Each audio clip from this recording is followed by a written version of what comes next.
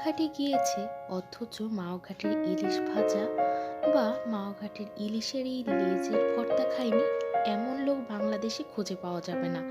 বরং ইলিশ প্রেমীরা ইলিশ মাছ টাটকা টাটকা ভেজে খেতে এবং ইলিশের এই লেজ ভর্তা খাওয়ার জন্য ছুটে যায় মাওয়া ঘাটে। কিন্তু সবসময় তো আর সেখানে যেয়ে খাওয়া সম্ভব নয়, তাই ঘরে বসেই কিভাবে মাওয়া ঘাটের সাথে ইলিশ ভর্তা বাসায় তৈরি করে খেতে পারেন সেজন্যই আপনাদের সাথে আজ শেয়ার করব মাওয়া ঘাটের ইলিশ ভর্তার সেই জনপ্রিয় রেসিপিটি। খুব সহজেই সুস্বাদুভাবে তৈরি করে নিতে পারবেন ঘরে বসেই। আসসালামু আলাইকুম, দ্য টেস্ট বাই শর্নাতে আপনাদের সবাইকে জানাই স্বাগতম। ভর্তাটি বানানোর জন্য আমাদের যা যা লাগছে, এখানে আমি ইলিশ মাছের একটি লেজ নিয়ে নিয়েছি, এখানে পেঁয়াজ কুচি করে নিয়েছি বড় সাইজের 3টা, এখানে ধনিয়া পাতা কুচি করে নিয়েছি, লবণ, এক টুকরো লেবু এবং 4টি শুকনো লঙ্কা নিয়েছি। আপনারা চাইলে মরিচ কমিয়ে বাড়িয়ে নিতে পারেন। প্রথমেই আমি লেজটিতে লবণ, হলুদ এবং দিয়ে দিচ্ছি শুকনো মরিচের গুঁড়ো। এই 3টি উপকরণ দিয়ে আমি এবার লেজটিকে খুব ভালো করে মাখিয়ে নিব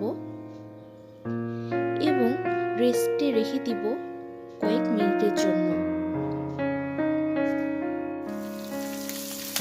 কিছুক্ষণ পরে আমি তেলের মধ্যে লেজটি দিয়ে দিয়েছি।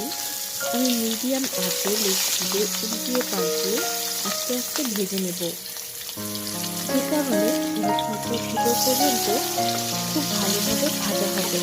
বেশি হাই হিটে ভাজলে কিন্তু উপর থেকে পুড়ে পুড়ে আসবে এবং ভিতরে কাঁচা থেকে যাবে, সেক্ষেত্রে কিন্তু খেতে ভালো লাগবে না। লেজটি ভাজা হয়ে গিয়েছে লাল লাল করে, এখন আমি এদিকে নামিয়ে নিয়েছি। এবার একই তেলে আমি শুকনো মরিচগুলো দিয়ে দিয়েছি এবং একইভাবে মিডিয়াম জালে আমি এগুলোকে একটু কড়া করে ভেজে নেব, যাতে মাখানোর সময় এগুলো বেশ মুচমুচে থাকে। মাছটি ঠান্ডা হয়ে যাওয়ার পর আমি এবার অন্য একটি প্লেটে নিয়ে এই লেজের কাঁটাগুলো খুব ভালো করে বেছে নিব। ইলিশ মাছের লেজে কিন্তু প্রচুর পরিমাণে কাঁটা থাকে, আপনারা অবশ্যই ভর্তা বানানোর আগে এটিকে সতর্কতার সাথে কাঁটাগুলো বেছে নেবেন। আমি অফ ক্যামেরায় সম্পূর্ণ মাছ বেছে নিয়েছি, এবার আমি মরিচের বোটাগুলো ছাড়িয়ে নিচ্ছি। এবার একটুখানি লবণ মরিচের সাথে মিশিয়ে আমি খুব ভালোভাবে এটিকে গুঁড়ো করে নেব। আমার এখানে সম্পূর্ণ লবণ লাগবে না, আমি পরে এক্সট্রা লবণটুকু সরিয়ে নিয়েছিলাম। লবণ আর শুকনো মরিচটা একসাথে মাখালে আপনার শুকনো মরিচ গুঁড়ো করে নিতে সুবিধা হবে। খুব ভালো করে আমি লবণের সাথে মরিচগুলো ডলে ডলে গুঁড়ো করে নিচ্ছি। এবারে আমি এর মধ্যে কুচি করে রাখা পেঁয়াজগুলো নিয়ে নিচ্ছি। আমি আস্তে আস্তে করেই করছি এবং ভিডিওটা না কেটে আপনাদের সম্পূর্ণভাবে দেখাচ্ছি, যাতে আপনারা স্টেপ বাই স্টেপ বুঝতে পারেন। আমি এখানে সবটুকু পেঁয়াজ শুকনো মরিচের সাথে খুব ভালোভাবে ডলে ডলে মিশিয়ে নিচ্ছি। আপনি এই ভর্তাটি যত ভালোভাবে মাখবেন হাত দিয়ে, তত কিন্তু স্বাদটা বেড়ে যাবে। আপনারা ভর্তাটি হাত দিয়েই মাখাবেন, আমার যেহেতু হাতে একটু ইনজুরি ছিল আমি সেজন্য গ্লোভস ব্যবহার করছি। এবার আমি এর মধ্যে ইলিশ মাছ ভাজার যে তেল সেটা দিয়ে দিচ্ছি এবং সাথে আরও দিয়ে দিচ্ছি 1 চামচের মতো সরিষার তেল। এবারে সম্পূর্ণ কিছু আমি একসাথে আবার ভালো করে মাখিয়ে নিচ্ছি।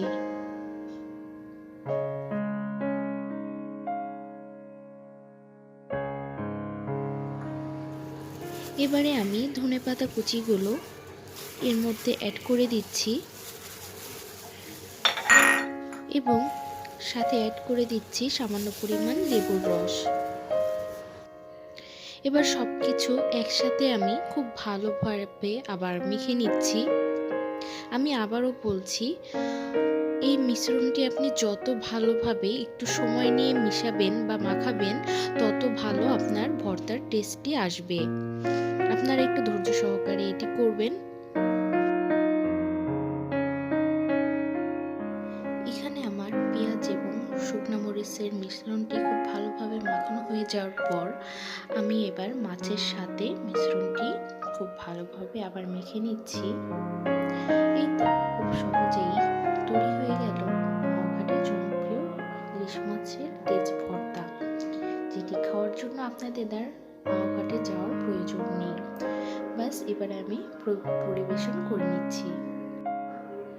রেসিপিটি ভালো লেগে থাকলে অবশ্যই চ্যানেলটি সাবস্ক্রাইব করবেন এবং ভিডিওটিতে একটি লাইক দিবেন এবং আমাকে উৎসাহিত করবেন আরও কিছু সহজ সহজ রেসিপি আপনাদের মাঝে শেয়ার করার জন্য।